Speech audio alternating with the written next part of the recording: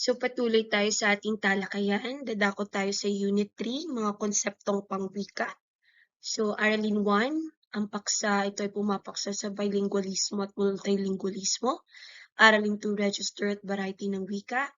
Aralin 3, una at pangalawang wika. Okay, Aralin 1, bilingualismo at multilingualismo. So maraming naganap patungkol sa ating wika sa bawat panahong dinaanan ay mayroong mga nangyayaring pagbabago. Tulad nga ng sabi ko sa mahalagang pangyayari sa wikang panturo na talakay natin previously kung ano yung mga mahalagang pangyayari. So, dahil sa iba't ibang panahon or pananakop, nagkakaroon ng pagbabago sa mga wika, no? Nagkakaroon ng mga pagbabago at ito ay mahusay na sinasabayan nating mga Filipino. Okay.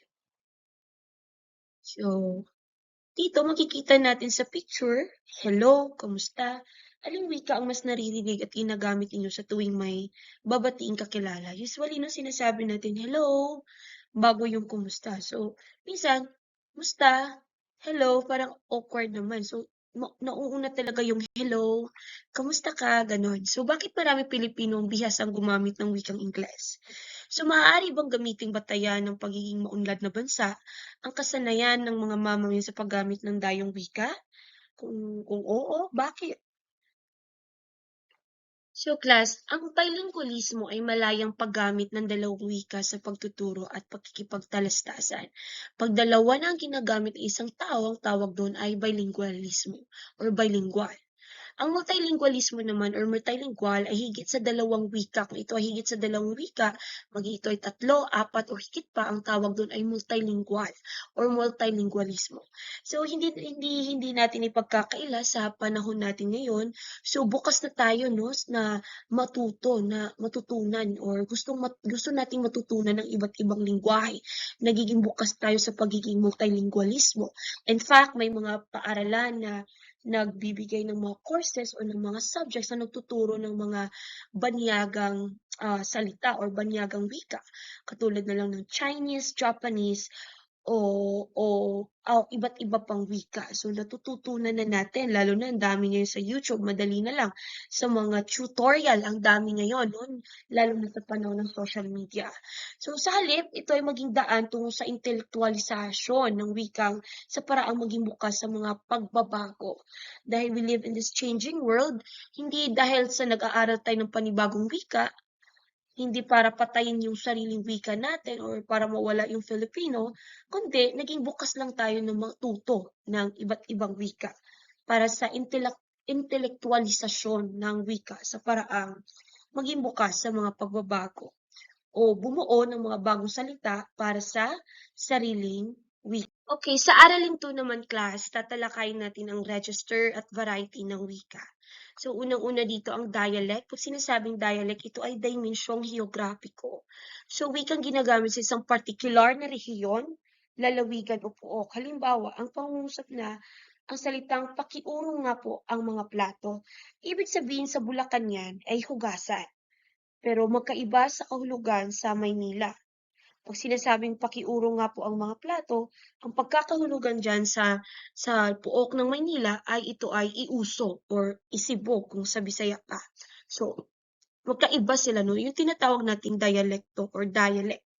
So, sa sociolect naman, ito ay dimensyong sosyal. Variasyon ng wika batay sa katayuan sa lipunan na nagsasalita o sa pangkat ng kanyang kinabibilangan. Halimbawa, Wiskofel ang hombre detached die. So, ito ay isang sociolect kung saan ito ay pangkat ng mga kapatiran natin na LGBTQ. Diba? Yung mga detached, detay, yon sila ang gumagamit niya. So, dito naman sa girl, bukas na lang tayo mag-library ha. Mag-malling muna tayo. Ito yung dimensyong sosyal na siguro mga kababaihan. Ito ay grupo ng mga kababaihan na siguro sabihin natin mga grade 11 na estudyante. Yan, girl, bukas na lang tayo mag-library ha. Social. Ang tawag doon ay socialect. Okay? Patuloy tayo. Sa parte din ng register at variety ng wika ang tinatawag na jargon o register, ang mga tanging bokabularyo ng isang partikular na pangkat na gawain. For example, sa disiplinang accountancy, meron silang mga register na salita na sila yung nakakaintindihan or para bang akmang salita, sabi na sila ang gumagamit. Sabi natin ng account, debit or credit, revenue, balance, net income. Sa usaping disiplinang medisina at nursing, na makikita natin yung mga words or mga vocabulary na sila yung gumagamit. Pag sinasabing diagnosis, check-up, therapy, symptoms, ward, maalalaman natin ito, disiplinang medisina yan. Ito ay sa accountancy. For example, sa mga guro, ano ba? Test paper, salita ng mga faculty, teachers, yan ang disiplina sa mga guro. Yun ang jargon o register. Ito ay bokabularyo ng isang particular na pangkat ng gawain. Pag sinasabi ng mga edulect guys, ito ay individual na estilo ng paggamit ng isang tao sa kanyang wika. Kanya-kanyang paraan ng paggamit ng wika. Tulad na lang malalaman agad natin pag naririnig natin ang boses ni Mark Enriquez dahil siya yun ang estilo niya, no, sa pagsasalita. Nalalaman agad natin na, si Mike Enriquez yan. Kasi kakaiba yung estilo sa pagsasalita niya. Maging si Chris Aquino, sino pa? Si Rufa Mikito. Meron silang iba't ibang estilo. Ikaw, meron ka ding iba't ibang estilo. Nalalaman agad kung kaninong boses. Yun ang tinatawag na edulect. Okay. Tandaan, unang wika at pangalawang wika. Ang unang wika ay tawag sa wikang unang natutuhan ng tao at ang pagkatuto ng unang wika ay dahil sa paggagaya sa mga naririnig na tunog. Ang pangalawang wika ay tumutukoy sa wikang natutuhan ng isang tao matapos maging bihasa sa kanyang unang wika. For example, ikaw ay isang Cebuano. Ang unang wika mo ay Cebuano kasi lumaki ka sa tahanan na puro Cebuano pinag-uusapan, halimbawa maging Ilonggo or Ilongga, nagiging Ilonggo ka rin, yun yung natutunan mo na unang wika. Pag sinasabing pangalawang wika, yun ay tumutukoy sa wikang natutuhan ng isang tao matapos maging bihasa. Pag naging bihasa ka na sa unang wika, kung may pangalawang wika na yung natutuhan, for example, yung wikang Filipino, na wikang pambansa, yun ay ating pangalawang wika. So, ang una at pangalawang wika ay kapwa nakakatulong sa pag-unlad ng bansa. So, ang pag-aaral ng wikang dayo ay hindi nangangahulugang limutin ang sarili o unang wika.